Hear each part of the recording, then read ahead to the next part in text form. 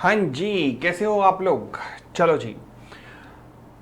तो सबसे पहले तो नवंबर 2023 अटेम्प्ट वाले सभी के सभी बच्चे, आपका बहुत बहुत बहुत बहुत स्वागत है इन इंटेंसिव रिवीजन क्लासेस के अंदर। एंड ये क्लासेस नवंबर 23 अटेम्प्ट के सभी स्टूडेंट्स के लिए हैं और इसमें सभी चैप्टर्स को कवर कराने की कोशिश की जाएगी। लगभग 100% चैप्टर कवरेज की कोशिश की जाएगी। आज जो हम सबसे पहले चैप्टर शुरू करने वाले हैं वो है इंडियन कॉन्ट्रैक्ट एक्ट। अगर इसकी मैं वेटेज की बात करूं तो इसमें से 12 नंबर का सवाल इन 3 चैप्टर्स में से आता है, जिसमें है contract of bailment, contract of agency, contract of indemnity. अब हम चलेंगे कैसे कि मैं आपके सामने डेली बेसिस पर रिवीजन लाता रहूँगा और उसके बाद मैं आपको कुछ प्रैक्टिकल क्वेश्चंस भी बताता रहूँगा। इनफैक्ट एक मैं हाईली रिकमेंड करूँगा आप लोगों को कि अगर जिन्होंने अभी तक प्रैक्टिकल प्रॉब्लम एंड सॉल्यूशन नहीं किया है, करना शुरू नहीं किया है, वो एक मोस्ट इंपॉर्टेंट क्वेश्चन की लिस्ट है for November 23 attempt and last attempt में उसमें से जो स्टूडेंट्स बताते हैं अराउंड 92 मार्क्स का आया था एज इट इज़, उसी लेवल के क्वेश्चन आए थे। तो फिर इसलिए मैं आपको रिकमेंड करूंगा कि आप वो इंपॉर्टेंट क्वेश्चन की लिस्ट amitpopliClasses.com की वेबसाइट से जाके ले लीजिएगा और वहाँ पर इंपॉर्टेंट क्वेश्चन को जरूर जरूर वो मेरे साथ में एटलीस्ट वो क्वेश्चन जरूर करते जाना जो कि मोस्ट इंपॉर्टेंट कैटेगरी में आ रहे हैं। चलिए जी, अब आगे और गप्पे ना मारते हुए हम आगे सीधा शुरू करते हैं कॉन्ट्रैक्ट ऑफ बिलमेंट को, जो आज हमारा पहला टॉपिक होगा, कॉन्ट्रैक्ट ऑफ बिलमेंट। चलिए जी, कॉन्ट्रैक्ट ऑफ बिलमेंट का मतलब क्या होता है। अगेन, अब जिनके पास ये नहीं है, ये डॉक्यूमेंट्स नहीं है, ये डॉक्यूमेंट जो है इस वीडियो के डिस्क्रिप्शन लिंक में अपलोड होगा। तो वीडियो के डिस्क्रिप्शन लिंक में वो आप लोग डॉक्यूमेंट देख सकते हैं। ठीक है जी। तो कॉन्ट्रैक्ट ऑफ बिलमेंट,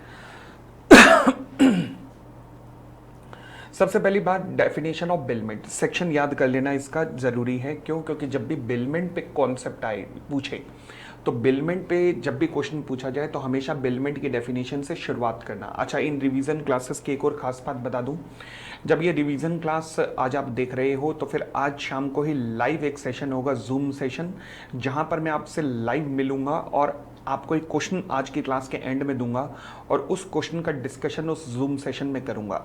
अपने टेलीग्राम के लिंक पर मैं कुछ बच्चों का नाम बता दूंगा कि इन बच्चों का आज कॉपीज चेक होगी। मेरे पास पूरी एक्सेल हर बच्चे की है जिन्होंने मेरे से पढ़ा हुआ है। तो जो भी मेरे से पढ़े होंगे मैं उनकी लिस्ट पहले दे दूंगा कि हाँ जी, ये स्टूडेंट्स ऐसे हैं जिनकी कॉपीज आज चेक होनी है, तो प्लीज़ अपनी कॉपीज आज सबमिट कर दीजिएगा। ठीक है जी। चलिए और आगे बढ़ते हैं। तो सबसे पहले बिलमेंट का मतलब क्या होता है। तो बिलमेंट का मतलब है delivery of goods by one person to another, यानी कि गुड्स की डिलीवरी होती है एक पर्सन के द्वारा दूसरे को, किस लिए? किसी पर्पस के लिए। ये अंडरलाइन कर देना, ये कीवर्ड्स हैं। किस कंडीशन के साथ? कि दे शैल बी रिटर्न्ड और disposed of according to direction of the person delivering them. तो ये है बिलमेंट, यानी कि अगर मान लीजिए मैंने अपनी कार की चाबी आपको दी और इस कंडीशन के साथ कि आपका जो पर्पस है, मतलब आप कहीं घूमने जाना चाहते हो, वो घूम के वापस आ जाइएगा, या फिर आप 14 फरवरी बनाना चाहते हो गर्लफ्रेंड के साथ, तो फिर पर्पस पूरा करके वापस आ जाइएगा। तो फिर आके क्या करोगे? कार मुझे लौटा दोगे? यस। तो ये थोड़े टाइम के लिए जो मैंने कार आपको दी है, हमेशा के लिए नहीं, थोड़े टाइम के लिए दी है। This is called bailment. दो तरीके की पार्टी होती है, एक वो जिसने अपना सामान दिया है, दूसरा जिसने लिया है। जिसने सामान दिया है वो कौन है? बेलर। और जिसने लिया है वो कौन है? बेली। तो बिलमेंट के different examples, yes, delivery of goods by one person to another, to be held for the bailor's use, to be held for the bailor's use, bailor's के यूज के लिए ही delivery of goods by one person to another. For example, मान लीजिए मैं watch दे के आया हूँ रिपेयर करवाने के लिए, तो फिर जब रिपेयर हो जाएगी तो मेरे ही काम आएगी ना, मैं ही तो पहनूंगा, तो इसलिए bailor's use. Goods given to friend for his own use without any charge, मतलब मैंने आपको कार दी without any charge. Hiring of the goods, जब आप कार वगैरह किराए पर लेते हैं। Delivering goods to the carrier to the creditor to serve as a security for a loan, जब बैंक को आप लोन देते हैं, लोन लेते हैं बैंक से और बदले में अपनी कोई सिक्योरिटी उसके पास गिरवी रखवाते हैं, तो वो भी बिलमेंट का ही पार्ट होता है। रिपेयर वगैरह के लिए जब कोई सामान जाता है। Delivering the goods for the carriage, मतलब जब ट्रांसपोर्टर को गुड देते हैं। क्या ये पॉसिबल है कि वो डिफरेंट एग्जांपल्स, हम एग्जांपल्स ऑफ बिलमेंट पूछ ले? यस, जब वो पूछे तभी लिखना, अदरवाइज नहीं लिखना। अगली बात, essentials of a valid bailment contract. हाँ जी, बिलमेंट एक वैलिड कॉन्ट्रैक्ट होता है, तो इसलिए वैलिड कॉन्ट्रैक्ट के जितने भी फीचर्स होते हैं, for example certainty, lawful object, lawful consideration, impossibility of performance ना हो, मतलब पॉसिबिलिटी ऑफ परफॉर्मेंस हो, ये सारे फीचर्स का यहाँ पर होना ज़रूरी है। डिलीवरी ऑफ गुड्स, मैंने कहा जी बिलमेंट के लिए डिलीवरी जरूरी है। डिलीवरी का मतलब क्या होता है कि जब पोसेशन ऑफ गुड्स एक व्यक्ति से दूसरे व्यक्ति को जाता है for temporary purpose, this is called as delivery. Delivery यहाँ पर दो तरीके की हो सकती है, एक होती है एक्चुअल डिलीवरी। एक्चुअल डिलीवरी में क्या होता है, गुड्स फिजिकली ट्रांसफर किए जाते हैं एक व्यक्ति से दूसरे व्यक्ति की तरफ। और फिर एक होता है कंस्ट्रक्टेड डिलीवरी। तो कंस्ट्रक्टेड डिलीवरी का मतलब होता है कि ए ने बी को गुड्स देने थे, गुड्स दे दिए सी को, और सी ने गुड्स रिसीव किया on behalf of B, this is called constructed delivery. या फिर एक और भी हो सकता है कि गुड्स ए के पास ही हैं, on behalf of the B goods A के पास ही हैं, again this is also called as constructive delivery. फिर पर्पस, गुड्स किसी स्पेसिफिक पर्पस के लिए डिलीवर किए जाते हैं और जैसे ही पर्पस पूरा हो जाता है तो गुड्स को वापस कर दिया जाता है। पर्पस क्या होता है, जो गुड्स को डिलीवर करते हुए यूजली दोनों पार्टीज आपस में डिस्कस कर लेती हैं। फिर return of the goods, goods का वापस आना जरूरी है। यस, हमेशा के ये गुड्स कभी नहीं जाते, गुड्स का वापस आना जरूरी है जैसे ही उनका पर्पस पूरा हो जाता है। या फिर गुड्स डिस्पोज ऑफ भी हो सकते हैं। डिस्पोज ऑफ का मतलब फॉर एग्जांपल मैं शर्ट का कपड़ा अगर दर्जी को दे के आया तो दर्जी मुझे क्या करेगा, शर्ट का कपड़ा तो खत्म हो जाएगा, अब शर्ट सिली हुई देगा मुझे। यस, तो शर्ट का कपड़ा क्या हुआ, डिस्पोज ऑफ हो गया है। ठीक है, चले। फिर आता है बिलमेंट कितने प्रकार का हो सकता है, तो मैं कह सकता हूं दो तरीके का, एक है ग्रेटिचुअस बिलमेंट, एक है नॉन ग्रेटिचुअस बिलमेंट। ग्रेटिचुअस बिलमेंट का मतलब होता है जब बिलमेंट में कोई भी कंसिडरेशन नहीं होता। For example as a student आप मेरे से कार मांगने के लिए आए और आपने कहा सर कार दे दो, मुझे 14 फरवरी मनाने जाना है। मैंने कार की चाबी दी, आपने कहा सर कितने पैसे, मैंने कहा रुलाएगा क्या, ले जा, जा जी ले अपनी जिंदगी, कमाल कर दी, बता कैसी कैसी बातें करता है। हाँ जी, तो सवाल उठा, इसे कहा जाता है ग्रेटिचुअस बिलमेंट। फिर आता है नॉन ग्रेटिचुअस बिलमेंट। मैंने कहा पोपली भाई ये तो बड़ा अच्छा धंधा है, 14 फरवरी को वो ये सारे सीए करने वाले स्टूडेंट तो बेचारे भटकते होंगे कार लेने के लिए, इन्हें मिलता नहीं होगा, तो मैंने मोहल्ले की सारी कारें ला के रख दी और लिख दिया ऊपर कि हाँ रक्षाबंधन मनाने की सुविधा प्रदान की जाती है, चार्जेस मात्र 1000 रुपए, कार का किराया मात्र 1000 रुपए। तो दिस इज कॉल्ड नॉन ग्रेटिचुअस बिलमेंट, क्योंकि यहाँ पर कंसिडरेशन इन्वॉल्व है। अब लॉ कहता है कि बिलमेंट को लेकर कुछ ड्यूटीज होती हैं किसकी, बेलर की। बेलर वो जो गुड्स दे रहा है उसकी कुछ ड्यूटी है। For example duties to disclose fault in the goods bailed. Section याद मत करना, केवल वैसे याद कर लेना। Duty to disclose fault in the goods bailed का मतलब है कि अगर तुम्हारी गुड्स में कोई भी फॉल्ट है तो bailor you are under an obligation कि आप उस फॉल्ट को डिस्क्लोज करोगे। फॉर एग्जांपल अब मैं यहाँ पर बिलमेंट को दो पार्ट्स में डिवाइड कर सकता हूँ। देखो जी, अगर ग्रेटिचुअस बिलमेंट हुआ तो बेलर को इस फॉल्ट का पता था, अगर तो पता था तो बेलर लायबल है, बट अगर नहीं पता था, इस फॉल्ट के बारे में नहीं पता था बिल्कुल, तो बेलर लायबल नहीं है अगर बेली को कुछ भी नुकसान हुआ। से फॉर एग्जांपल मान लीजिए मेरी कार के में एक छोटी सी दिक्कत थी, वो क्या कि जैसे ही आप उसे 60 से क्रॉस करते थे उसका स्टीयरिंग अपने आप बाहर आ जाता था। तो अगर मेरी कार में ये प्रॉब्लम थी, मैंने आपको नहीं बताई, ग्रेटिचुअस बिलमेंट थी और मुझे पता थी तो मैं लायबल हूं, नहीं पता थी तो मैं लायबल नहीं हूं। बट अगर नॉन ग्रेटिचुअस बिलमेंट है, मतलब मैंने कंसिडरेशन लिया है, तो चाहे मुझे पता हो या ना पता हो, अगर मेरी कार में कोई प्रॉब्लम है तो मैं लायबल हूं। फिर उसके बाद ड्यूटी टू बियर एक्सपेंसेस। देखो जी, एक्सपेंसेस भी दो तरीके से भी क्लासिफाई किए जा सकते हैं, एक नॉर्मल एक एबनॉर्मल। और अगेन वो ग्रेटिचुअस और नॉन ग्रेटिचुअस में डिपेंड करता है कि अगर ग्रेटिचुअस बिलमेंट की बात करूं तो सारे के सारे एक्सपेंसेस कौन बियर कर रहा है, बिलर। भाई साहब पूरी की पूरी डेट आप लोगों की मैं फाइनेंस कर रहा हूं 14 फरवरी, तो यानी कि ग्रेटिचुअस में बिलर सारे एक्सपेंसेस बियर करेगा। बट नॉन ग्रेटिचुअस बिलमेंट के अंदर जो बेली है, बेली मतलब मैंने अपनी कार किराए पे दी तो नॉर्मल एक्सपेंसेस तो बेली बियर करेगा, but abnormal expenses for example car चलाते हुए इंजन अगर नीचे गिर गया सड़क पे तो वो कौन बियर करेगा, मैं, बेलर। वो एबनॉर्मल एक्सपेंसेस मैं बियर करूंगा, extra ordinary expenses bailor bear करेगा, बाकी नॉर्मल एक्सपेंसेस बेली बियर करेगा। चलिए, duty to indemnify the bailee for the defective title. ध्यान रखो कि अगर मान लीजिए टाइटल जो गुड्स डिलीवर की जा रही है उनका टाइटल जो है वो डिफेक्टिव है, यानी कि बेलर का टाइटल नहीं है और बेली को उसके कारण कुछ भी नुकसान होता है, तो उसके नुकसान की भरपाई बेलर ही करके देगा, क्योंकि बेलर की ही गड़बड़ से हुआ है। Duty to receive back the goods. देखो जी, जिस टाइम बेली गुड्स को वापस करने आएगा अपना पर्पस पूरा होने के बाद, तो बेलर तुम्हारी ये रिस्पॉन्सिबिलिटी है कि तुम उस गुड्स को रिसीव करो। अगर बेलर रिफ्यूज कर देता है to take back the goods तो फिर वो लायबल होगा जितना भी खर्चा बेली का हो रहा है in keeping the goods safely. तो जो भी पार्किंग वगैरह के एक्सपेंसेस वगैरह जो भी होते हैं वो बेली का खर्चा कौन बियर करेगा, बेलर से रिकवरी की जा सकती है। To compensate bailee for the premature termination. देखो जी, पहली बात, प्री मैच्योर टर्मिनेशन में नॉन ग्रेटिचुअस के अंदर तो प्री मैच्योर टर्मिनेशन हो ही नहीं सकता। प्री मैच्योर का मतलब होता है समय से पहले आप गुड्स वापस लेना चाहते हो, तो अगर तो नॉन ग्रेटिचुअस है तो ये तो भूल जाओ, नॉन ग्रेटिचुअस में तो ये हो ही नहीं सकता। नॉन ग्रेटिट्यूअस में तो टर्मिनेशन हो ही नहीं सकता। बस एक मिनट में अपना एसी ठीक कर लूं यार।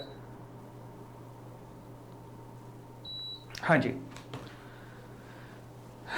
बट ग्रेटिट्यूअस बिलमेंट के अंदर टर्मिनेशन समय से पहले हो सकता है, प्रोवाइडेड बेली का कोई लॉस ना हो। तो मतलब अगर आप करना चाहते हो टर्मिनेशन, फॉर एग्जांपल मैंने आपको कार दिया, आप कार पे घूम रहे थे, मैंने बीच में ही रोक दिया, मैंने कहा जाओ जी यहाँ से 3 व्हीलर पकड़ लो बस, क्योंकि अब मैं अपनी रक्षाबंधन मनाने जा रहा हूं। तो क्या ये गलत है तो गलत भाई, है तो गलत। तो अब क्या किया जाए?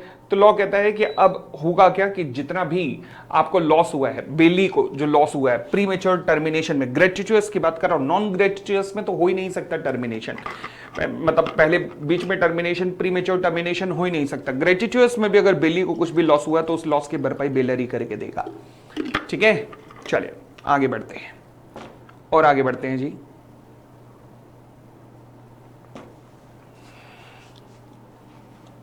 Next point, duty of the bailee. जिस तरीके से बेलर की कुछ ड्यूटी है उसी तरीके से बेली की भी कुछ ड्यूटीज हैं। कौन कौन सी ड्यूटीज हैं? पहला, to take care of the goods bailed. भाई साहब तेरे पास जो गुड्स आ रही हैं वो किसी की अमानत है, वो गुड्स किसी और की हैं, तो रिस्पॉन्सिबिलिटी बनती है कि उन गुड्स का बिल्कुल ध्यान रखे। Bailee shall not be responsible for the loss. अगर लॉस होता है जो कि डिटरेशन होता है, बावजूद इसके कि उसने तो रीजनेबल केयर एक्सरसाइज की थी, मतलब आपने कार ढंग से पार्किंग में पार्क की थी, पीछे से ट्रक आया वो कार को उड़ा के ले गया, आपकी कोई गलती नहीं थी, तो आप रिस्पॉन्सिबल नहीं हो, ध्यान रखना।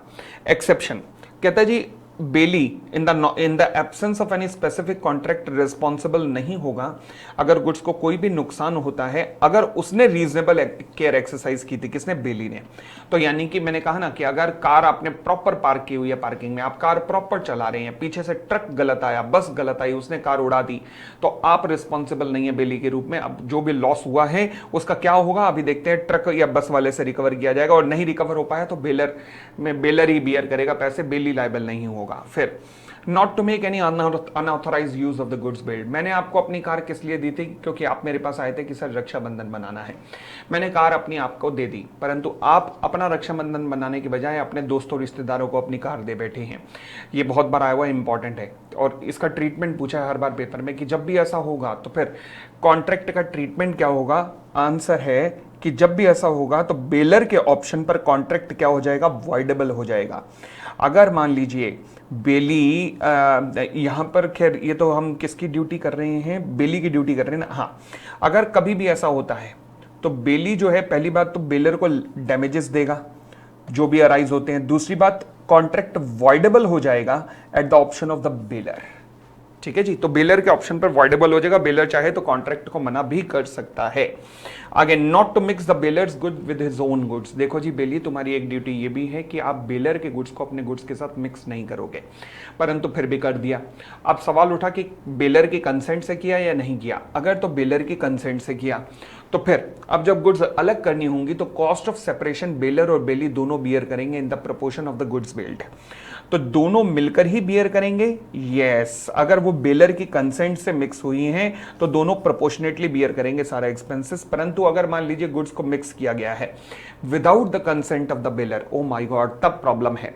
अगर goods without the consent of the baler mix की गई है, फॉर एग्जांपल मान लीजिए मैंने अपने चावल भेजे थे, आपने अपने चावलों में मिक्स कर दिए, मुझसे पूछे बिना, मैं बेलर हूं, मुझसे पूछे बिना मिक्स कर दिया, अब उनका तो सेपरेशन भी नहीं हो सकता।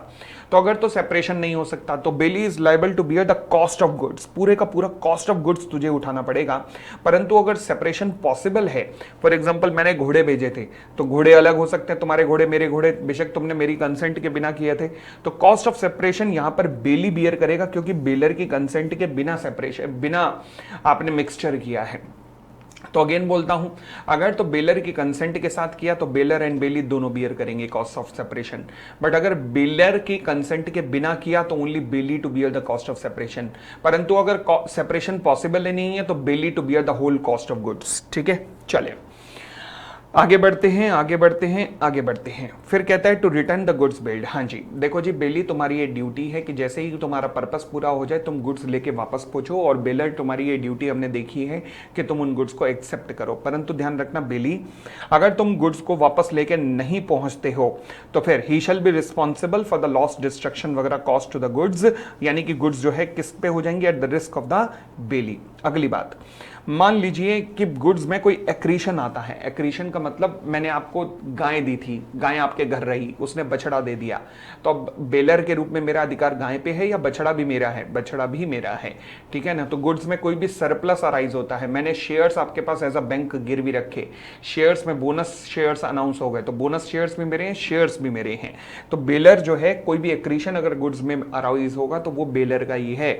आगे, duty not to set up adverse title. कहीं ऐसा ना हो कि बेलर की गुड्स को अपना बना के मार्केट में शो करने लग जाए, ऐसा नहीं करना चाहिए बेली, तुम ऐसा नहीं करोगे, ठीक है जी। चले, फिर कहता है rights of the bailor and the bailee against any wrongdoers. अभी मैंने एक एग्जांपल दिया था ना कि तुमने कार खड़ी की हुई है, पीछे से ट्रक आया, ठोक के चला गया, गलती किसकी है? ट्रक वाले की, बेली की गलती नहीं है। तो क्या बेली ट्रक वाले से पैसे रिकवर कर सकता है? यस। रिकवर करके किसको देगा? देखो जी, मैं कहता हूं कार में बेली भी था, बेली को भी चोटें लगी, कार को भी चोटें लगी, तो प्रोपोर्शनेटली बियर कर लेंगे, जितना खर्चा हुआ है दोनों बियर कर लेंगे।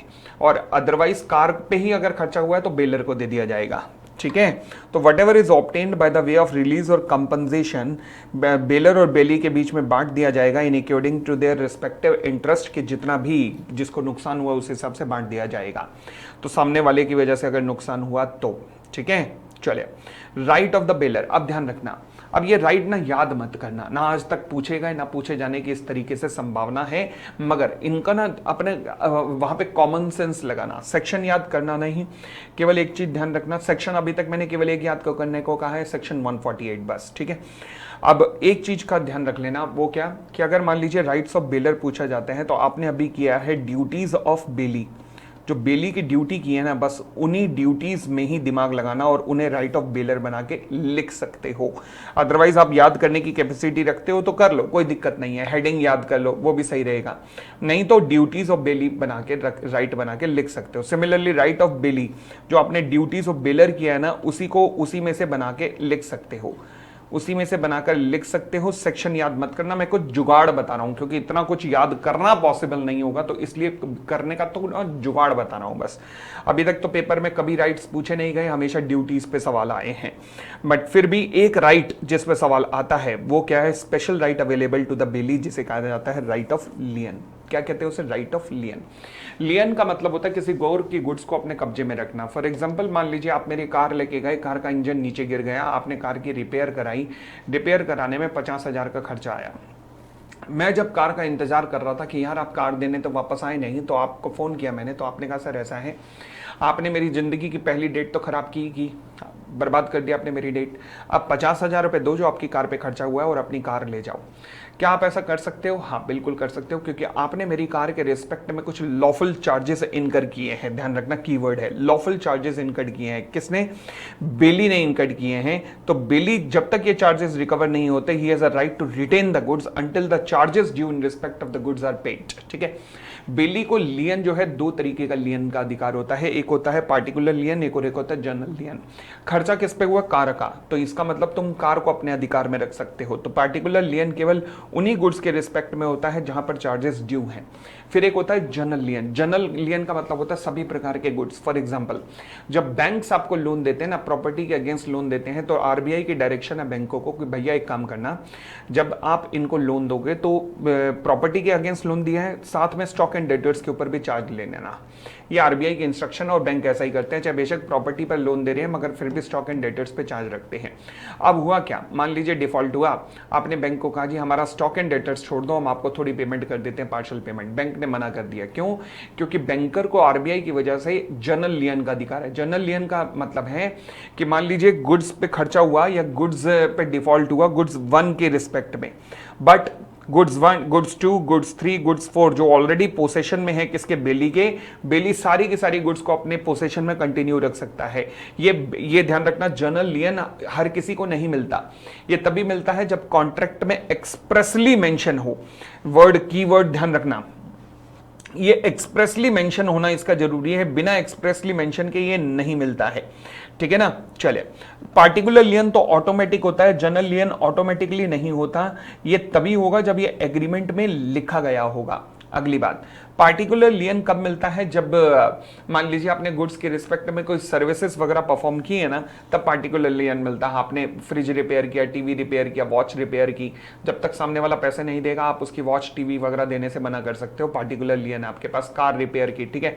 बट जनरल लियन के लिए ये सर्विसेज वगैरह परफॉर्म करने की जरूरत नहीं है, क्योंकि ये कैसे लोगों को मिलता है? बैंकर्स को मिलता है।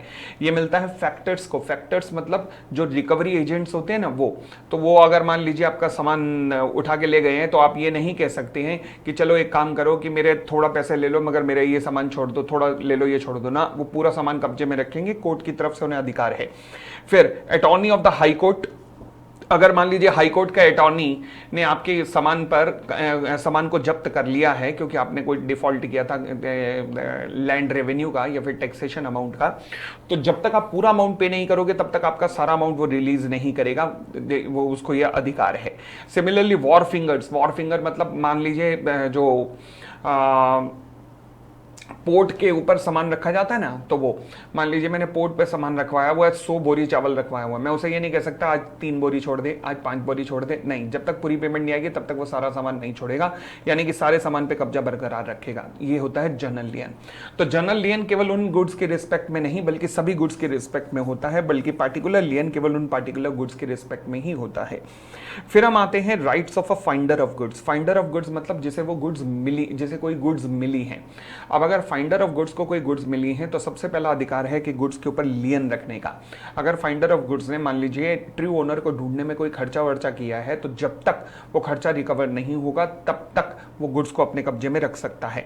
फिर right to recover the rewards, ध्यान रखना, उसके अगर गुड्स के रिस्पेक्ट में कोई रिवॉर्ड वगैरह अनाउंस है तो वो भी रिकवर कर सकता है। तीसरा राइट ऑफ सेल, हाँ, क्या फाइंडर ऑफ गुड्स के पास सेल करने का भी अधिकार है? नॉर्मली तो नहीं है, उसे ट्रू ओनर का इंतजार करना पड़ेगा, but has no right to sell in the normal course. But केवल कुछ केसेस में अगर वो गुड्स को सेल करना चाहे तो कर सकता है, मगर कब? जब गुड्स पेरिशेबल नेचर की होगी और जब गुड्स ऐसी होंगी जो कि अपने रख रखाव पे बहुत खर्चा मांग रही है। फॉर एग्जांपल आपको घोड़ा मिला है, तो घोड़ा जो है आपने रख दिया, घोड़ा तो घास खिला रहे हो, तो खिला खिला के कितना खिला दोगे कि अगर उस पर इतना खर्चा कर दिया कि घोड़े की मार्केट वैल्यू का 2/3 जो है वो एक्सीड हो गया है, तो फिर आप उस गुड्स को बेच सकते हो। जी हाँ, बेच सकते हो, राइट ऑफ सेल। ठीक है, तो नॉर्मली गुड्स नहीं बेचे जा सकते मगर इसी केस में बेचे जा सकते हैं। फिर आता है टर्मिनेशन ऑफ बिलमेंट। हाँ जी, टर्मिनेशन ऑफ बिलमेंट कब कब हो सकता है? फॉर एग्जांपल मान लीजिए बिलमेंट एक फिक्स्ड पीरियड का हुआ था, 2 साल 3 साल, बस खत्म, 2 महीने 3 महीने खत्म, पीरियड खत्म, पैसा हजम, तमाशा खत्म। हाँ जी, फुलफिलमेंट ऑफ द पर्पस पूरा हुआ, बिलमेंट पूरा। अनऑथराइज यूसेज करते ही वॉइडेबल हो जाता है कॉन्ट्रैक्ट, तो बिलमेंट को मना किया जा सकता है। टर्मिनेशन ऑफ ग्रेटिट्यूअस बिलमेंट तो खैर कभी भी किया जा सकता है, ये और बात है कि डैमेजेस देने पड़ेंगे। डेथ के कारण भी इमीडिएटली टर्मिनेशन हो जाता है। और बाय नोटिस, अच्छा नोटिस मतलब बेलर जो है नोटिस देगा बेली को और बेलमेंट को टर्मिनेट कर सकता है। यस, तो अगर कहता है कि कब कब, ऐसे तो कभी भी नोटिस देके बेलमेंट टर्मिनेट हो जाएगा ना, केवल 2 केस है। पहला, अगर बेली कोई ऐसा करता है जो कि इनकंसिस्टेंट है with the terms of the bailment. मैंने कहा था कार मेरी 60 से ऊपर मत चलाना, तुम जान जान के स्पीडों पे चला रहे हो, तो बस ठीक है ना, तो baler can terminate the bailment notice देकर। और ग्रेटिट्यूअस बेलमेंट हमने कहा कभी भी टर्मिनेट तो किया जा सकता है, मगर शर्त यह है कि बेली को कोई नुकसान नहीं होना चाहिए, और अगर उसे नुकसान हो रहा है तो उसके नुकसान की भरपाई आपको करनी पड़ेगी। ठीक है जी, चलिए फिर आते हैं जी some other important points on the bailment. हाँ जी, क्या क्या इंपॉर्टेंट पॉइंट्स हैं? एक बात ध्यान रखना, एक सेक्शन है सेक्शन 178 एंड 178 ए, एग्जामिनर का बड़ा फेवरेट सेक्शन बन गया था बीच में। ये सेक्शन क्या कहता है?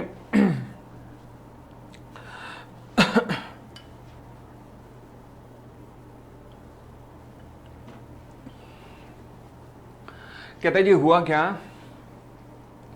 कि मैंने रेलवे के थ्रू ना माल बेचा, रेलवे के थ्रू माल भेजा, रेलवे और मेरे में कॉन्ट्रैक्ट हुआ था, 60,000 रुपये का माल था कि अगर रेलवे टाइम से ना पहुंचा पाया तो रेलवे 60,000 का कंपनसेशन मुझे देगा। अब जैसे ही मैंने रेलवे के थ्रू माल भेजा, रेलवे रिसिप्ट मुझे आई, रेलवे रिसिप्ट ले जाके मैंने बैंक को दी, मैंने कहा जी मुझे लोन चाहिए। बैंक ने कहा बदले में, मैंने कहा ये देखो जी मेरे पास रेलवे रिसिप्ट है, 60,000 का माल तो मेरा है ही ना, उसके बदले में मुझे 30,000 रुपये दे दो। बैंक ने मुझे 30,000 रुपये दे दिए। अच्छा, रेलवे वहाँ डिलीवर नहीं कर पाया। अब रेलवे रिसिप्ट बैंक के पास थी, बैंक पहुंच गया रेलवे के पास, कहा जी एक काम करो 60,000 रुपये दे दो। रेलवे ने कहा भाई जाना, कैसे देना भाई, 30,000 रुपये तेरा लोन है तो तू 30,000 लेना, बाकी बाद में देखेंगे। बैंक ने कहा ऐसा है 30,000 तो मैं अपने लिए रिकवर कर रहा हूं और 30,000 अपने कस्टमर के बिहाफ पर रिकवर कर रहा हूं। तो सवाल उठा, क्या बैंक कस्टमर के बिहाफ पर रिकवर कर सकता है? Moby mercantile bank versus union of India के केस में सुप्रीम कोर्ट ने कहा जी हां, बैंक के पास अधिकार है कि वो अपने कस्टमर के बिहाफ पर रिकवर कर सकता है। यही बात 178 एंड 178A में लिखी गई है। एक बार पे एग्जामिनर का इतना फेवरेट सेक्शन था कि लगातार बैक टू बैक 4 या 5 बार ये पूछा गया था ये सेक्शन, तो ध्यान रखना। फिर डिलीवरी कितने तरीके की हो सकती है? एक एक्चुअल, एक सिंबॉलिक, एक कंस्ट्रक्टिव। एक्चुअल और कंस्ट्रक्टिव हमने देखा, सिंबॉलिक मतलब गुड्स की निशानी के रूप में कागजात वगैरह देना, तो ये सिंबॉलिक जो सेल्स ऑफ गुड्स एक्ट में भी बड़ा था। फिर हमने कहा जी बेली के पास right to claim lawful charges हैं, और अगर बेलर रिफ्यूज टू पे तो बेली के पास राइट ऑफ लियन होता है। अच्छा, परंतु एक बात ध्यान रखना कि बेली ये राइट ऑफ लियन केवल तभी एक्सरसाइज कर सकता है जब उसने कोई काम किया हो। फॉर एग्जांपल, मान लीजिए मैंने वॉच आपको रिपेयर करने के लिए दी, आप पूरा दिन लगे रहे, वॉच सही नहीं हो पाई, तो क्या आपके पास लियन है? नहीं, क्योंकि आप परफॉर्म ही नहीं कर पाए ना, तो इसलिए लियन भी नहीं है अब आपके पास। ठीक है, तो लियन कब होता है? जब आपने कोई सर्विसेज परफॉर्म्ड की हो। This right can be exercise when the services have been performed entirely and remuneration become due. तो यानी कि ये राइट लॉस्ट हो जाएगा अगर आपने कंप्लीट ना किया हो काम एग्रीड टाइम में, या फिर रीजनेबल टाइम के अंदर काम कंप्लीट ना किया हो, तो ये लियन का अधिकार आपको नहीं मिलेगा। तो यहां हमारा बेलमेंट का पोर्शन खत्म होता है। हमारा अगला पोर्शन आता है, नाम है जिसका प्लेज। प्लेज का मतलब क्या होता है? देखो, प्लेज भी बेलमेंट का ही पार्ट होता है, बट ये एक स्पेसिफिक तरीके का बेलमेंट होता है जिसमें आप बैंक के पास जाते हो लोन लेने के लिए, बैंक आपको लोन देता है और बदले में आप बिलमेंट करते हो अपने किसी गुड्स का या फिर अपने किसी एसेट्स वगैरह का बिलमेंट करते हो बैंक के पास। परंतु इस तरीके का बिलमेंट क्या कहलाता है? प्लेज कहलाता है। अब जैसे बिलमेंट में 2 पार्टीज होती हैं, प्लेज में भी वही, मतलब है तो बिलमेंट का ही पार्ट, बट एक पार्टिकुलर तरीके का बिलमेंट है जहां पर गुड्स जो हैं, जहां पर एसेट्स गिरवी रखवाई जाती हैं लोन के बदले में। तो ये bailment of goods as a security for the payment of debt, मतलब पार्टिकुलर तरीके का बिलमेंट ही है। इसमें जो बेलर है उसे पावनर और बेली को पावनी कहा जाता है। प्लेज के फीचर्स क्या हैं? प्लेज एक तरीके का बिलमेंट ही तो है, तो जो बिलमेंट के फीचर हैं वो इसके ऊपर भी लगते हैं। इसके अलावा कुछ फीचर प्लेज के स्पेसिफिक क्या हो सकते हैं कि ये एक बिलमेंट ऑफ सिक्योरिटी है अगेंस्ट द पेमेंट और परफॉर्मेंस ऑफ द प्रॉमिस। दूसरा, प्लेज का सब्जेक्ट मैटर क्या रहेगा? गुड्स ही रहेंगे। तीसरा, goods pledge shall be in existence में होने चाहिए, फ्यूचर के गुड्स के ऊपर प्लेज नहीं किया जाएगा। और there shall be delivery of the goods from the pledger to the pledgee. Pledger मतलब पावनर की तरफ से, पावनी मतलब बैंक को गुड्स की डिलीवरी होनी चाहिए, गुड्स तभी तो बैंक के पोसेशन में पहुंचेंगे। चले, फिर आता है राइट्स ऑफ पावनी। बैंक के क्या अधिकार है? बैंक मतलब लोन देने वाला।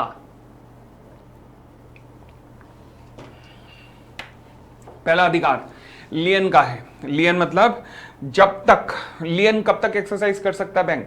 जब तक उसके लोन ना चुकाया गया हो, मतलब डेट हैज बीन सेटिस्फाइड, जब तक इंटरेस्ट ना पे किया गया हो, जब तक अदर इंसिडेंटल एक्सपेंसेस पे ना किए गए हो, फॉर एग्जांपल वैल्यूएशन चार्जेस वगैरह, तब तक राइट ऑफ लियन रहता है पौनी के पास। बहुत इंपॉर्टेंट है, पेपर में आने के बहुत चांसेस है। Next, right to receive extra ordinary expenses.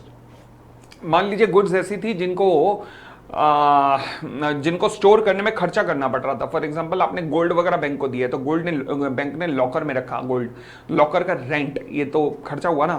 तो क्या ये जब तक आप लॉकर का रेंट नहीं दोगे तब तक भी बैंक अपने कब्जे में रख सकता है? यस। फिर right where the pawnor default, ये भी इंपॉर्टेंट है, ध्यान रखना। अगर पॉनर डिफॉल्ट करता है तो पॉनी के पास 2 अधिकार है। पहला, वो लीगल एक्शन ले सकता है, स्यू कर सकता है, और दूसरा, नोटिस देकर गुड्स को सेल कर सकता है। अच्छा, अगर नोटिस दिया, गुड्स को सेल किया, अमाउंट कम रिकवर हुआ तो एडिशनल अमाउंट भी रिकवर कर सकते हो बाद में, बट ज्यादा रिकवर हुआ तो जितना आपका अमाउंट बनता है वो करके बाकी बैलेंस अमाउंट पॉनर को वापस कर दीजिएगा। सरप्लस हुआ तो पॉनर को वापस कर दीजिए, और अगर डेफिशिएंसी हुई तो पॉनी जो है बैलेंस के लिए केस कर सकता है, ध्यान रखना। ठीक है, चलिए फिर आते हैं राइट्स ऑफ पावनर। अब पावनर के क्या क्या अधिकार हैं? पहला, भाई पैसा दे दे और गुड्स को अपनी वापस ले आ। This is called right to redeem the goods pledged. दूसरा, अगर मान लीजिए पावनी गुड्स को बेचने जा रहा है तो तुझे नोटिस जरूर देगा, यानी कि आपके पास अधिकार है नोटिस रिसीव करने का जब भी पावनी गुड्स को बेचना जा रहा है। और अगर पावनी बिना नोटिस किए बेचने की कोशिश करता है तो पावनर उससे डैमेजेस क्लेम कर सकता है। किससे? पावनी से। फिर राइट टू सरप्लस, अगर गुड्स को बेचने के बाद कुछ भी सरप्लस अराइज होता है तो वो पावनर को ही मिलना चाहिए। फिर राइट टू एक्रीशन, गाय दी थी, गाय ने बछड़ा दे दिया बैंक में जाकर, तो गाय और बछड़ा दोनों तुम्हारे हैं। कंपनसेशन, अगर मान लीजिए गुड्स की मिस हैंडलिंग हुई है, नेग्लिजेंस हुआ है पावनी के द्वारा गुड्स के रखरखाव में, तो आप पावनर के रूप में डैमेजेस क्लेम कर सकते हो। जी हाँ, डैमेजेस भी क्लेम कर सकते हो। चले जी, फिर आता है प्लेज बाय नॉन ऑनर। ये कॉन्सेप्ट बिल्कुल डिप्टो कॉपी है किसकी? जो हमने कॉन्सेप्ट किया था ना sale by non owner foundation में, ये बिल्कुल वही के वही पॉइंट्स है, बस वहां सेल था, यहां पर प्लेज हो गया और कोई भी दोनों में फर्क ही नहीं है। अच्छा अच्छा, कैसे? देखो जी, नॉर्मली तो गुड्स जो है ओनर के द्वारा ही प्लेज की जाती है, बट कुछ केसेस में नॉन ओनर भी प्लेज कर सकता है। कब कब? Mercantile agent. मान लीजिए मेरे एजेंट के पास मैंने गुड्स दी, अब मेरा एजेंट आगे प्लेज कर सकता है। हाँ, पहली बात, कंडीशन क्या होनी चाहिए कि जो जिसको प्लेज किया है पावनी वो गुड फेथ में है।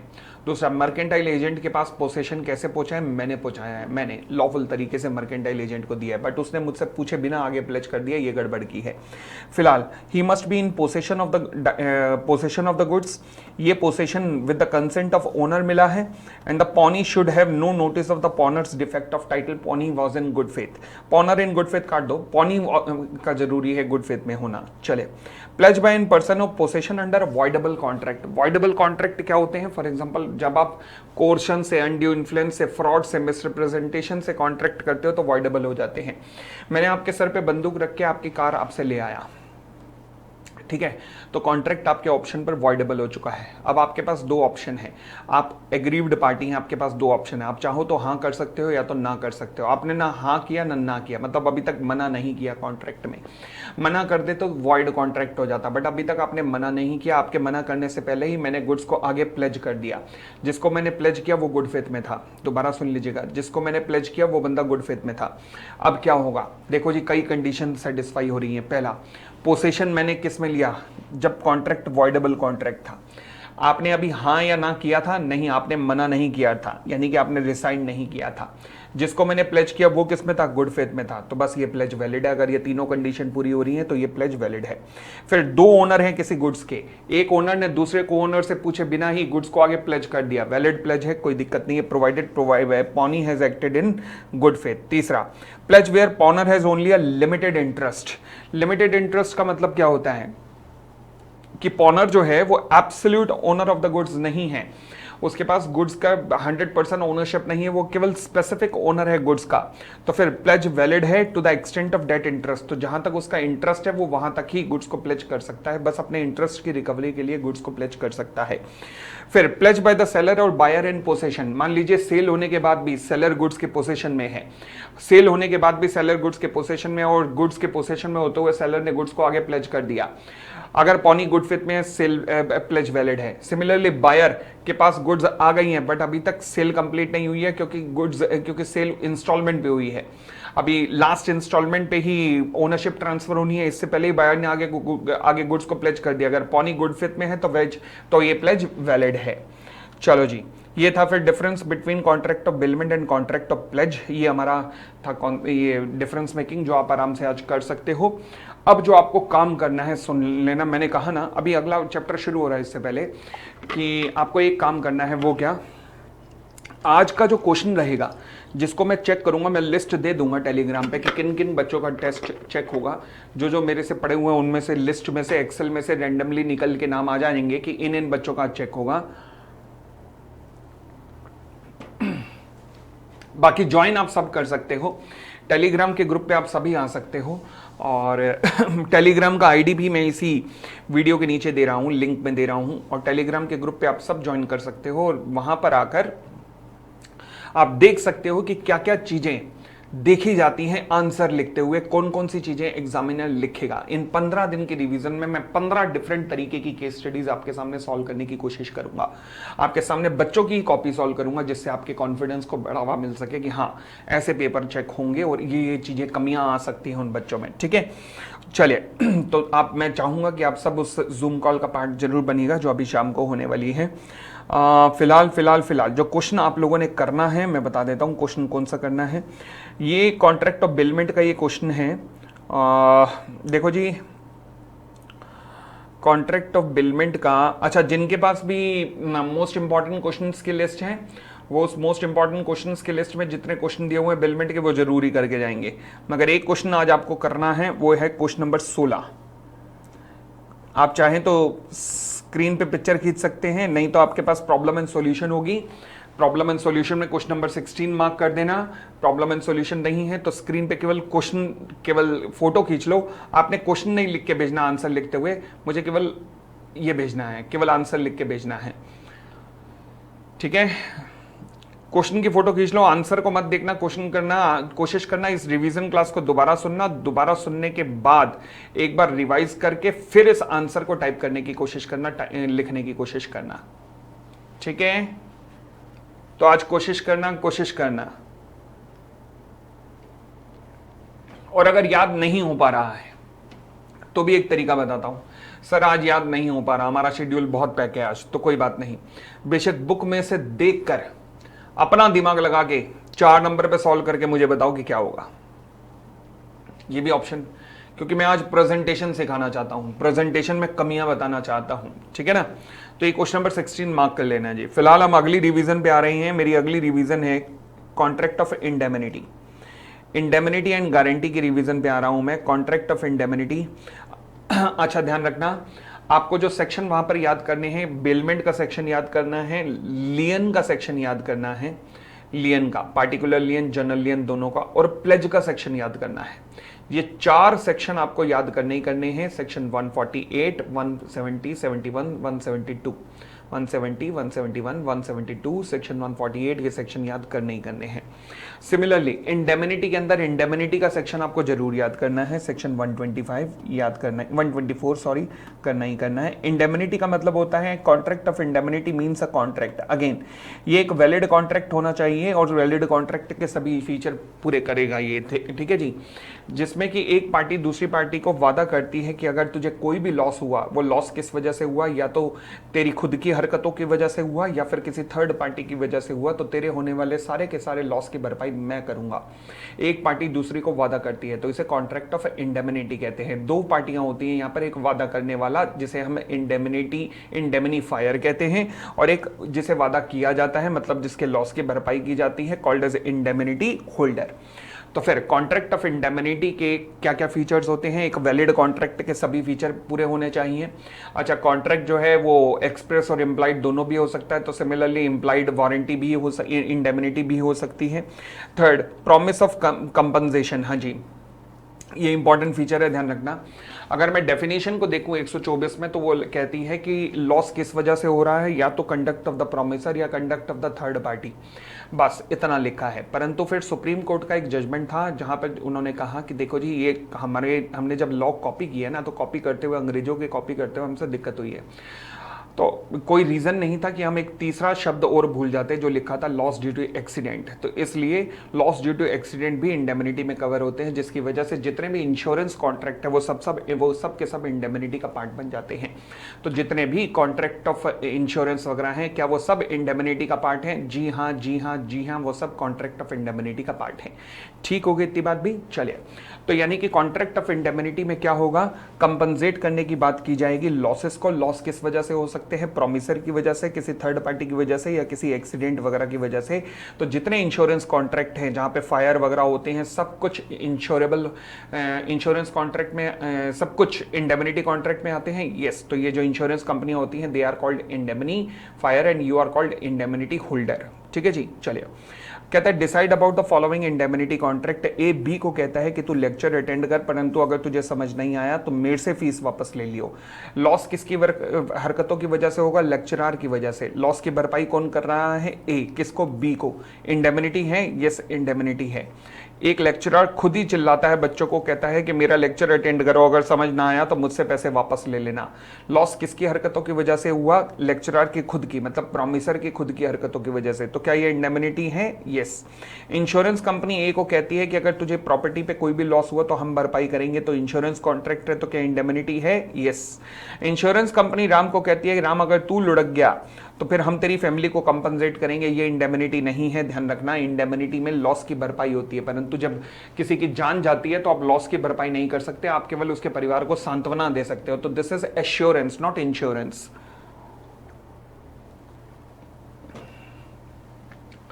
तो कहानी से प्रेरणा ये मिलती है कि लाइफ इंश्योर नहीं हो सकती, लाइफ एश्योर होती है, तो इसलिए इंश्योरेंस यानी कि इंडेमनिटी में वो नहीं आएगा। नेक्स्ट पॉइंट, एक्स कहता है वाई को कि जेड को मार दे और बदले में अगर तेरा कुछ भी नुकसान हुआ तो उसके नुकसान की भरपाई मैं करूंगा। ये इलीगल ऑब्जेक्ट है तो वैलिड कॉन्ट्रैक्ट नहीं है, तो इसलिए कॉन्ट्रैक्ट ऑफ इंडेमनिटी के अंदर ये कवर नहीं होने वाला। राइट ऑफ इंडेमनिटी होल्डर, देखो जी इंडेमनिटी होल्डर, अब आपके पास क्या क्या अधिकार हैं। पहली बात, मान लीजिए मैं जॉब करता था आईसीआईसीआई बैंक में, मुझे कोटक महिंद्रा से ऑफर मिला। मैं आईसीआईसीआई बैंक को, जबकि मैंने वादा किया हुआ था कि मैं 3 महीने का नोटिस दूंगा जॉब छोड़ने से पहले, पर कोटक ने मुझे कहा कि आप छोड़ के आ जाओ, चिंता मत करो, जो तुम्हें नुकसान होगा भरपाई हम करेंगे। मैं कौन हूँ? Indemnity holder. कोटक महिंद्रा कौन है? इंडेमनीफायर। ठीक है जी। मैंने कॉन्ट्रैक्ट आईसीआईसीआई बैंक का तोड़ दिया, 3 महीने पहले ही मैंने नोटिस भी नहीं दिया और मैं छोड़ के चला गया। तो फिर क्या कोई भी इंडेमनिटी होल्डर के रूप में मेरे को जो भी मेरे ऊपर डैमेजेस लगेंगे वो क्या मैं रिकवर कर सकता हूं इंडेमनीफायर से? यस बिल्कुल, क्योंकि तुम्हारे कहने पे तो मैंने कॉन्ट्रैक्ट तोड़ा है, तो रिकवर कर सकता हूं। दूसरा, राइट टू रिकवर कॉस्ट, अगर आईसीआईसीआई बैंक ने इस पैसे की रिकवरी के लिए मुझ पे लीगल केस कर दिया तो क्या मैं लीगल केस का खर्चा भी कोटक महिंद्रा से रिकवर कर सकता हूं? हाँ, वो भी कर सकता हूं। तो जितनी भी लीगल कॉस्ट है in defending myself to a suit जो कि थर्ड पार्टी ने मुझ पे किया है, तो वो भी मैं रिकवर कर सकता हूं। Next, right to recover other payment. Other payment का मतलब सेटलमेंट। मान लीजिए आईसीआईसीआई बैंक ने मेरे ऊपर केस किया, कितना? 5 लाख रुपए का। मैंने आईसीआईसीआई बैंक को कहा यार सेटलमेंट कर लेते हैं, छोड़ो ना, सेटलमेंट कितने में हो रहा है? 2 लाख रुपए में। अब मेरी रिस्पॉन्सिबिलिटी बनती है कि अगर कोई सेटलमेंट हो रहा है तो मैं वो भी इंडेमनीफायर से रिकवर कर सकता हूं। भाई तेरा भलाई करा रहा हूं, 5 लाख के बदले में 2 लाख में सेटल करवा रहा हूं, बट मेरी कुछ ड्यूटी बनती है। पहला, सेटलमेंट करने से पहले मैं इंडेमनीफायर से जरा पूछ लूं, यानी कि एक बार पूछ लूं कि हाँ जी कर लूं, और दूसरा सेटलमेंट ऐसा कराऊं जिसमें इंडेमनीफायर का फायदा ही हो, उसका नुकसान ना करवाऊं मैं। ठीक है ना? चलिए, तो मतलब he has acted as a person of the reasonable prudence. Next point, liability of indemnifier कब अराइज होती है? जैसे ही डिफॉल्ट होगा, जैसे ही डिफॉल्ट होगा वैसे immediately liability of indemnifier arise हो जाती है। लो जी, यहां तक हमारा कॉन्ट्रैक्ट ऑफ इंडेमनिटी था। फिर आगे हमारा शुरू होता है कॉन्ट्रैक्ट ऑफ गारंटी। गारंटी का मतलब क्या है? ये भी एक तरीके का कॉन्ट्रैक्ट है, यस, जिसमें एक पार्टी वादा करती है किसी थर्ड पार्टी को कि मैं जो है परफॉर्म करूंगा कॉन्ट्रैक्ट को, अगर मान लीजिए दूसरी पार्टी ने परफॉर्म डिफॉल्ट किया। यानी कि इंडेमनिटी और गारंटी में सबसे बड़ा फर्क क्या है? सबसे बड़ा फर्क यह है कि इंडेमनिटी में आप लॉस की भरपाई करते हो और गारंटी में आप परफॉर्म करते हो। इंडेमनिटी में 2 पार्टीज होती हैं, इंडेमनीफायर, इंडेमनिटी होल्डर। गारंटी में 3 पार्टीज होती हैं। एक होता है डेटर जो कि ओरिजिनली लायबल टू पे है, एक क्रेडिटर जिसे एक्चुअल में पेमेंट मिलनी है, और एक आता है श्योरिटी जो कि वादा करता है पेमेंट करने का कि अगर डिफॉल्ट किया किसने? डेटर ने। तो डेटर ने डिफॉल्ट किया तो मैं परफॉर्म करूंगा वादा, तो ये होता है गारंटर या श्योरिटी। तो 3 तरीके की पार्टीज गारंटी के अंदर इन्वॉल्व होती हैं। ठीक हो गई इतनी बात? चले और आगे बढ़ते हैं।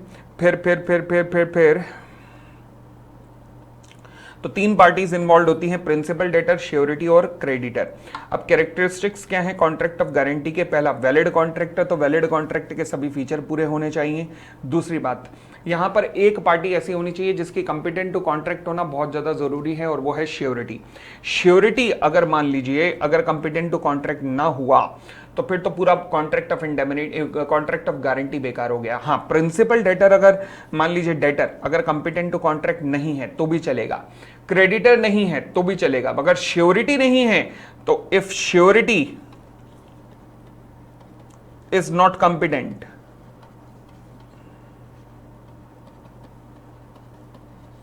No guarantee. तो गारंटी है ही नहीं ना फिर तो, क्योंकि श्योरिटी लेवल नहीं है। श्योरिटी लायबल नहीं है तो फिर डेटर लायबल है, डेटर लायबल है तो फिर श्योरिटी लायबल नहीं है, तो फिर श्योरिटी लायबल नहीं है तो फिर कॉन्ट्रैक्ट ऑफ गारंटी है ही नहीं। ठीक है, चले नेक्स्ट पॉइंट, कंसिडरेशन। अब ध्यान रखना कि मान लीजिए ये क्रेडिटर है, ये डेटर है, ये श्योरिटी है। श्योरिटी ने क्रेडिटर को कहा भाई तू इसे माल सप्लाई कर दे, मेरे कहने पर तूने माल सप्लाई किया, अगर इसने डिफॉल्ट किया तुझे मैं पे करूंगा। अब सवाल उठा, श्योरिटी तो क्रेडिटर को पे कर रहा है डिफॉल्ट के केस में, बट श्योरिटी को बदले में क्या मिल रहा है? क्योंकि वैलिड कॉन्ट्रैक्ट के लिए तो कंसिडरेशन जरूरी होता है।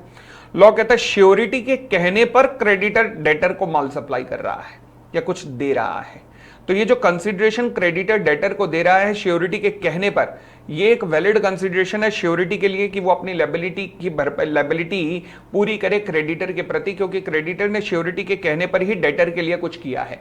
अदरवाइज थोड़े ना उसे कोई काले कौवे ने काटा था कि वो डेटर को माल बेचता, वो श्योरिटी के कहने पर किया है क्योंकि श्योरिटी बीच में है, तो ये वैलिड कंसिडरेशन होगा। ठीक है जी, कंकरेंस ऑफ द पार्टी। हाँ जी, तो कहता है जी गारंटी के केस में तीनों की तीनों पार्टीज की कंसेंट जरूरी है, यानी कि अगर मान लीजिए आप श्योरिटी बन जाते हैं without the consent of principal debtor तो कॉन्ट्रैक्ट वैलिड नहीं है, तो यानी कि तीनों पार्टीज की कंसेंट होना जरूरी है।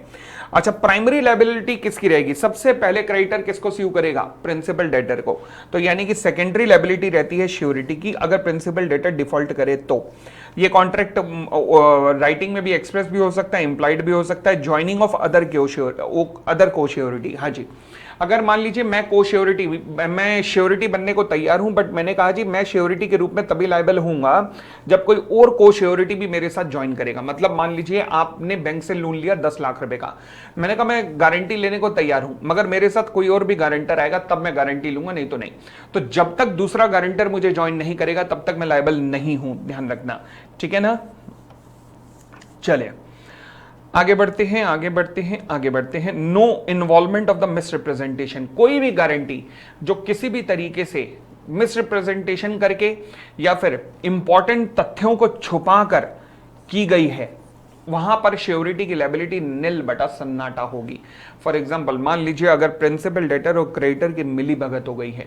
मिलीभगत इस तरीके से है कि अगर 100 का माल इनवॉइस दिखाया जा रहा है 400 का, 100 का माल 400 का इनवॉइस दिखा जा रहा है कि अगर डिफॉल्ट भी हुआ तो हम श्योरिटी से 400 रुपए रिकवर करेंगे, और जबकि माल 100 का है और 300 रुपए जो है वो बहुत पुराने किसी लायबिलिटी की पेमेंट के लिए जा रहे हैं जो श्योरिटी को बताया ही नहीं गया। तो श्योरिटी से छुपा के अगर कुछ किया तो उससे अगर मान लीजिए keeping the silence as to material circumstance, तो फिर वो गारंटी वैलिड नहीं है, वो इनवैलिड गारंटी कहलाएगी। और आगे बढ़ते हैं।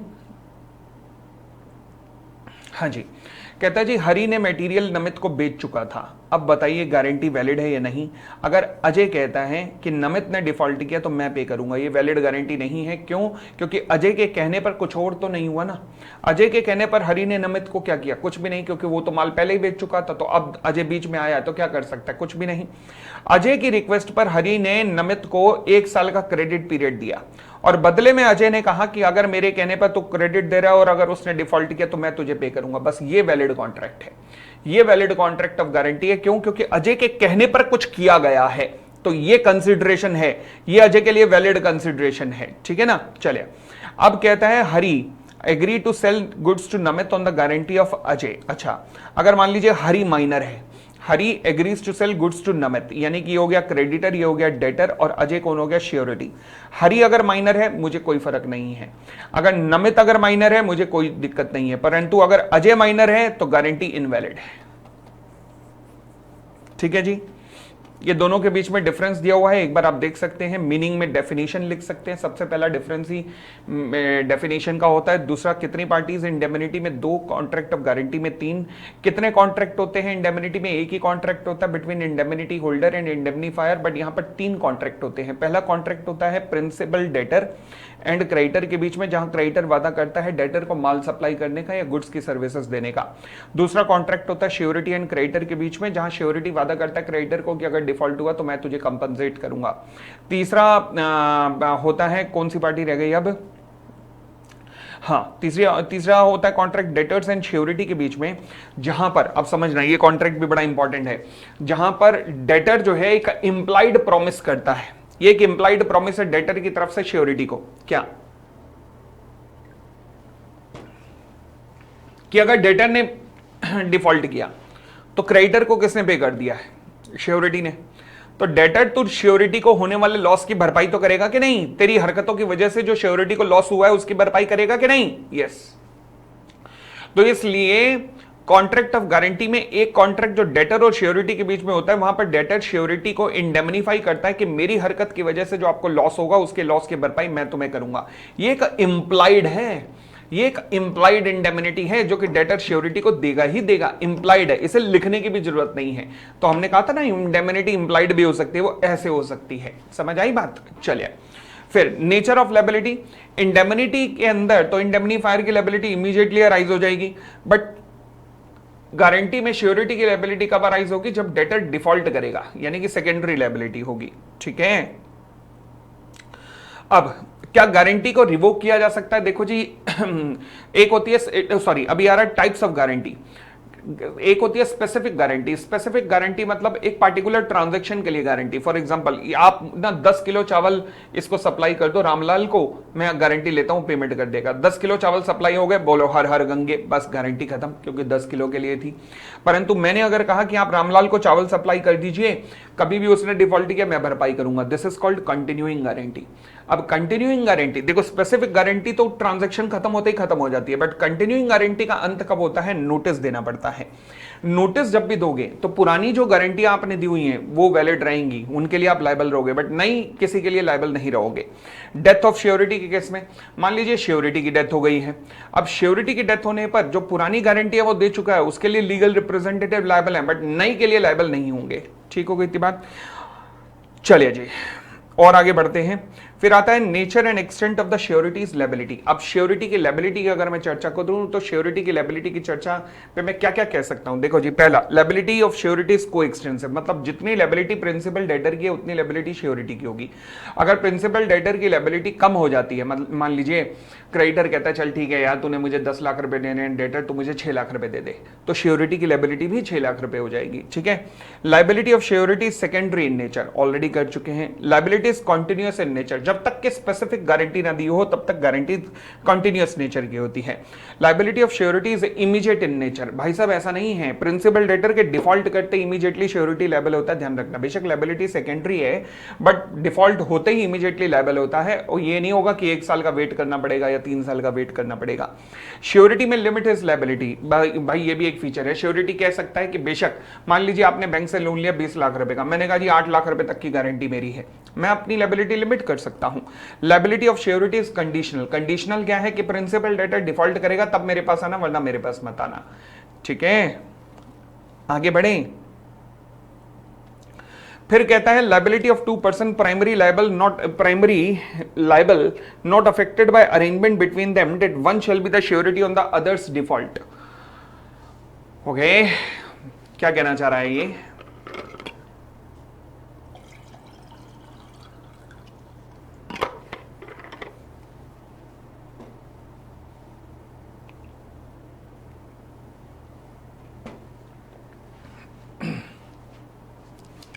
देखो जी हुआ क्या, एग्जाम्पल से समझिएगा।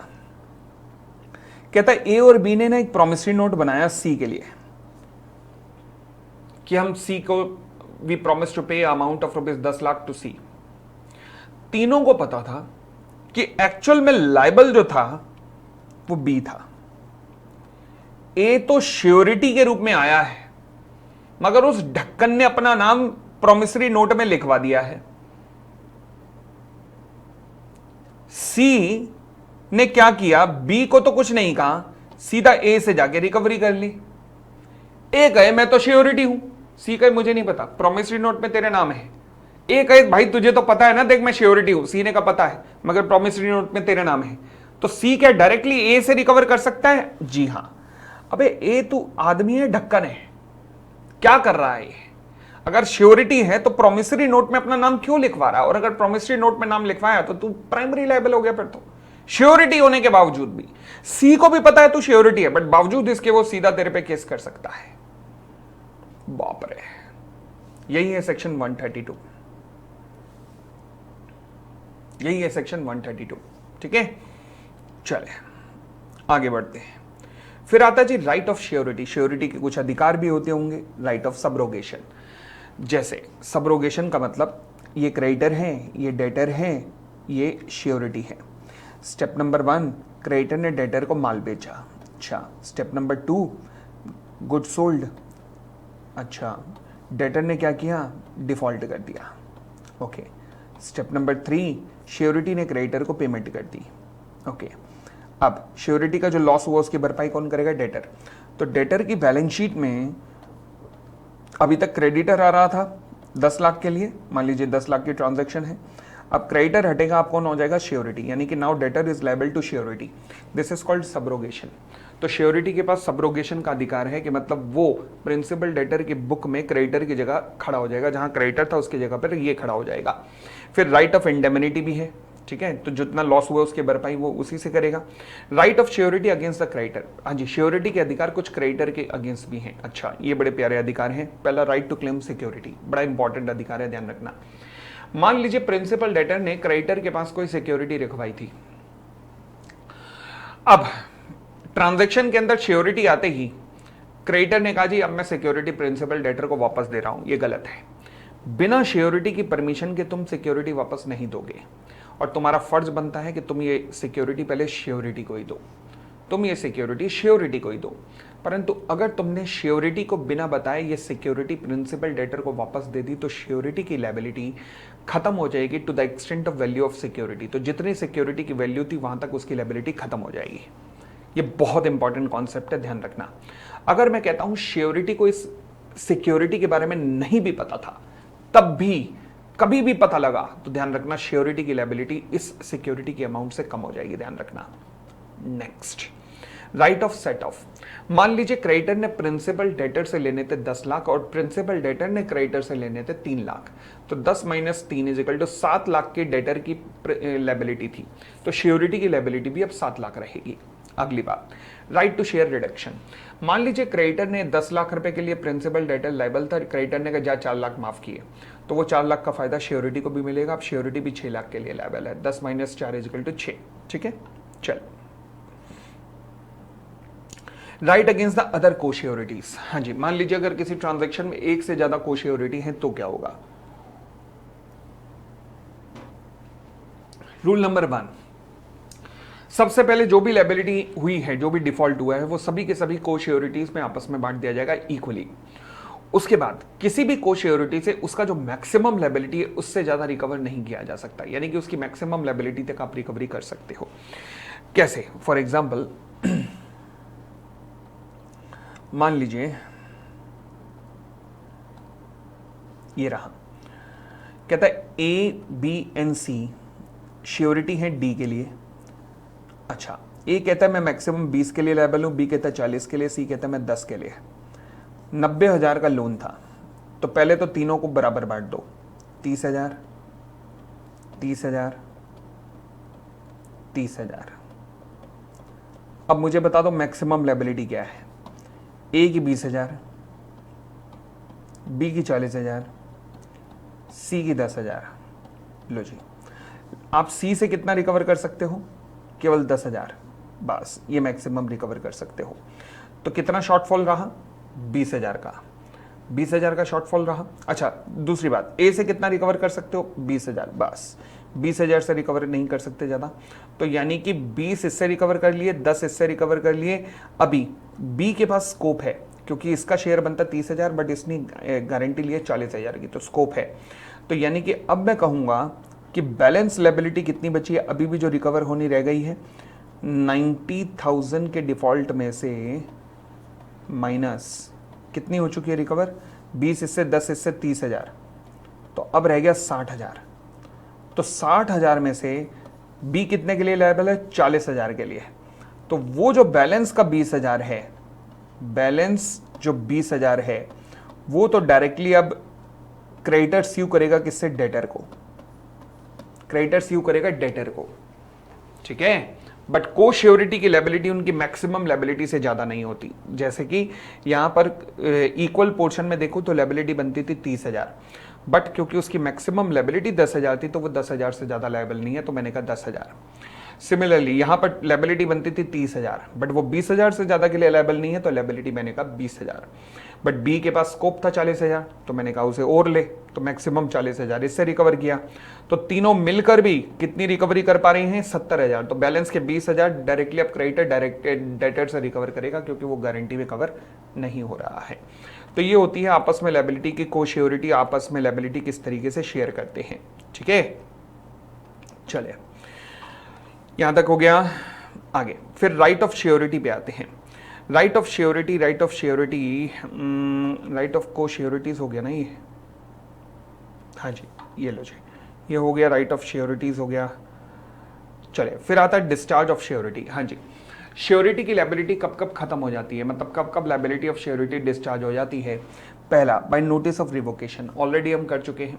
जो पुरानी लायबिलिटी नोटिस से पहले की है उसके लिए वो लायबल है, बट नोटिस देने के बाद वो लायबल नहीं रहेगा। बाय डेथ ऑफ श्योरिटी, पुरानी लायबिलिटी के लिए लीगल रिप्रेजेंटेटिव लायबल रहेंगे, बट नई लायबिलिटी के लिए लायबल नहीं रहेगा। नोवेशन, अगर हाँ मान लीजिए अब एक नया कॉन्ट्रैक्ट बनता है उन्हीं पार्टीज के बीच में, एक नया कॉन्ट्रैक्ट बनता है उन्हीं पार्टीज के बीच में, तो पुराने कॉन्ट्रैक्ट में लायबिलिटी खत्म हो जाएगी और अब एक नए कॉन्ट्रैक्ट के एंटर हो जाएगी। फॉर एग्जांपल आपने लोन लिया हुआ था बैंक ऑफ इंडिया से, अब आप वो लोन ट्रांसफर कर रहे हो कैनरा बैंक को, तो फिर अब कैनरा बैंक मेरे और आपके बीच में ट्रांजैक्शन हो गई और नए एग्रीमेंट के अंदर अब मैं लायबल हूं उसी अमाउंट 10 लाख रुपए जो आपने लोन लिया उसके लिए। ठीक है ना।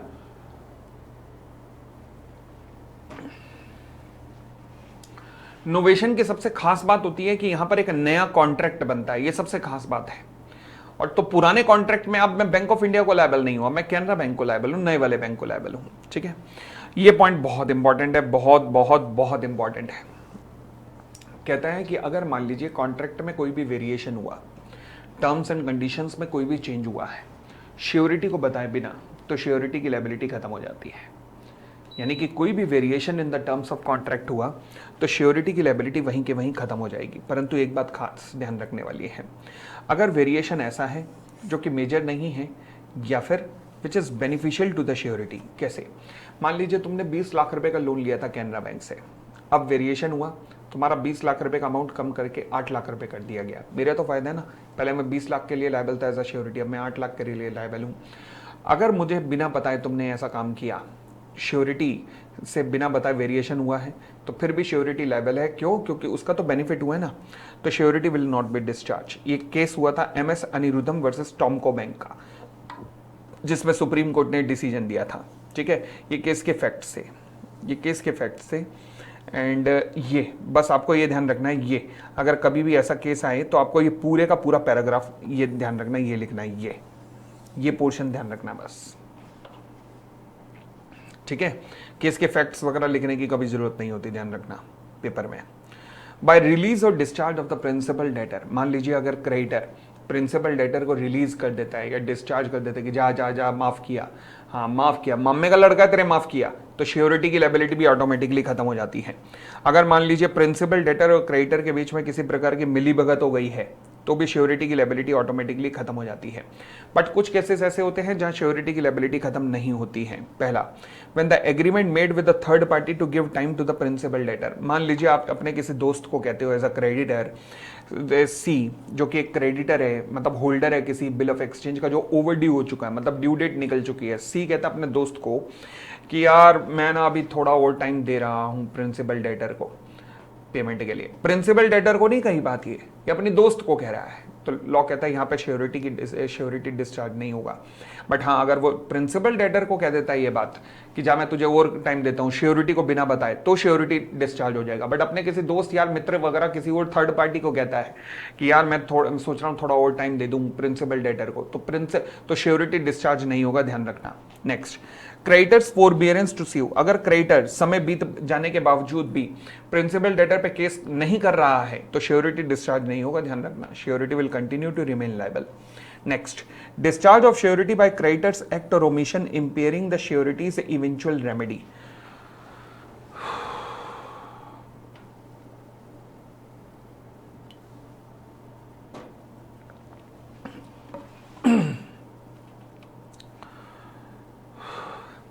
क्या कहता है? कहता सुनिएगा, एग्जाम्पल से सुनिएगा, समझ आ जाएगा। C सी और बी के बीच में कॉन्ट्रैक्ट हुआ है, जहां सी ने कहा बी को कि मैं तेरे लिए, सी कॉन्ट्रैक्ट विद बी कि मैं तेरे लिए शिप बिल्ड करूंगा और जिसकी पेमेंट तो मुझे इंस्टॉलमेंट में कर दियो। ठीक है, ए ने गारंटी दे दी सी को, सी के काम के लिए बी को गारंटी दे दी। हाँ जी, अब हुआ क्या कि बी ने लास्ट के 2 इंस्टॉलमेंट समय से पहले एडवांस में पे कर दी, लायबिलिटी खत्म। 2 महीने बाद कॉन्ट्रैक्ट खत्म होना था, तो श्योरिटी भी पहले ही खत्म हो गया, उसकी लायबिलिटी भी खत्म हो गई, क्योंकि जब लायबिलिटी नहीं है तो फिर श्योरिटी किस बात का, तो श्योरिटी की लायबिलिटी भी खत्म हो गई है। तो discharge by the of the surety by the creditor's act और omission impairing surety's eventual remedy, यानी कि अगर मान लीजिए श्योरिटी की इवेंचुअल लायबिलिटी खत्म हो चुकी है, इंपेयरमेंट मतलब एंड हो जाना, श्योरिटी की इवेंचुअल लायबिलिटी खत्म हो गई है, तो फिर वो किस लिए लायबल है, वो लायबल ही नहीं है। चले next, by loss of security, already इसकी चर्चा कर चुके हैं। तो श्योरिटी जो है वो रिकवर कर सकता है क्रेडिटर से, ध्यान रखना सिक्योरिटी को, और अगर क्रेडिटर ने बिना बताए रिलीज कर दी तो श्योरिटी की लायबिलिटी उस हद तक खत्म हो जाएगी। By the invalidation of contract of guarantee, अगर गारंटी मिसरिप्रेजेंटेशन से प्राप्त की गई, ऑलरेडी चर्चा कर चुके हैं, तो श्योरिटी की लायबिलिटी नील बटा सन्नाटा। Guarantee obtain bye concealment of the facts, already चर्चा कर चुके हैं, 143 ऑलरेडी ऊपर जिनकी चर्चा की गई थी। और guarantee on the contract that creditor shall not act on it until the को श्योरिटी ज्वाइन, इसकी भी चर्चा कर चुका हूं कि मैं तभी श्योरिटी के रूप में आऊंगा जब मुझे कोई और को श्योरिटी ज्वाइन करेगा, जब तक को श्योरिटी ज्वाइन नहीं करेगा तब तक मैं लायबल नहीं हूं। तो ये सारी चर्चाएं ऑलरेडी हो चुकी हैं। तो ये हमारा था जी कॉन्ट्रैक्ट ऑफ इंडेमनिटी एंड बिलमेंट, पूरे का पूरा खत्म हुआ। आज केवल मैंने बिलमेंट का भी क्वेश्चन दिया है, इंडेमनिटी के क्वेश्चन आंसर्स भी आप प्लीज सॉल्व करके रखिएगा। कॉन्ट्रैक्ट ऑफ इंडेमनिटी मैं इसकी एक सेपरेट वीडियो बनाऊंगा जहां पर बिलमेंट और इंडेमनिटी के क्वेश्चन आंसर डिस्कस करते हुए वीडियो में आपसे डिस्कस करूंगा, वो सेपरेट वीडियो आपके पास आ जाएगी। चलिए जी, तो ये था हमारा पहला topic, contract of bailment and contract of indemnity. अब हम अपने शेड्यूल के मुताबिक strictly as per the schedule, जो भी अगला टॉपिक बनता है एजेंसी का बनता है और प्लस एक और बनता है, उस पे आने वाले अगली क्लास में। Thank you, bye bye, take care, खुश रहिए।